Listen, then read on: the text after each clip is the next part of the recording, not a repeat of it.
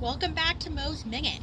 This obscure and understated monument behind me is to Charles Crocker, who was a railroad robber baron, known as robber baron because of the ways in which he acquired his wealth. We won't get into that.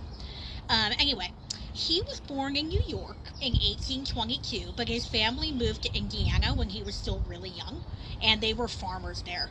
But from an early age, Chuck back here always had his fingers in a lot of pots. So he did some farming. He even at like the age of like 14, he was going after like getting his own wealth. So he worked on some farms, he worked on a sawmill, he worked on an iron forge. Then he's like, hey, I think I'm going to buy my own iron forge. So he did that.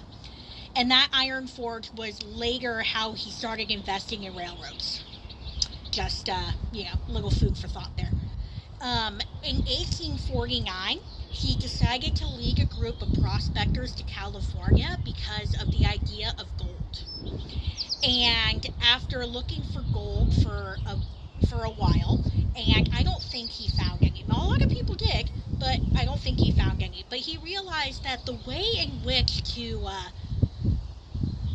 become wealthy was to open a dry goods store. So he did that, and he did that in Sacramento, and then he opened another one later. And I believe both of these dry goods stores were later destroyed by fire, which was kind of the norm in that time, unfortunately. But no one was going to keep this guy down for long.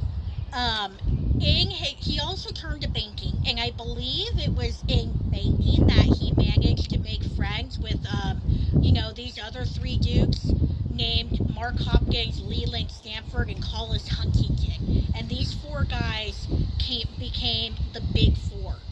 They bought the Central Pacific Railroad, and they took control of the Southern Pacific Railroad. So anything involving railroad was these four guys. And they all had mansions on Nob Hill in San Francisco, neighboring mansions for, their little garden parties and stuff. And that's now the site of the Fairmont, which was also designed by Julia Morgan, and the Mark Hopkins Hotel. So remember that name, Mark Hopkins Hotel.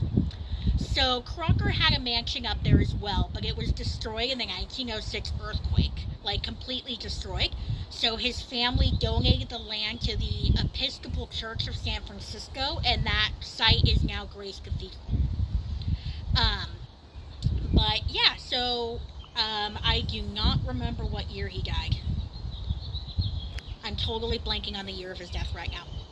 But I believe he was already ill by the time of the earthquake. So I'm going to guess it was maybe around 1912 or so.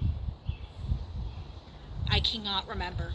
But yeah, he died in San Francisco, and now he is buried here with his wife Mary, and her name is the reason why there's a city called Deming, New Mexico. That is the story of Charles Crocker. Thank you for tuning in, and we will see you next time. Bye.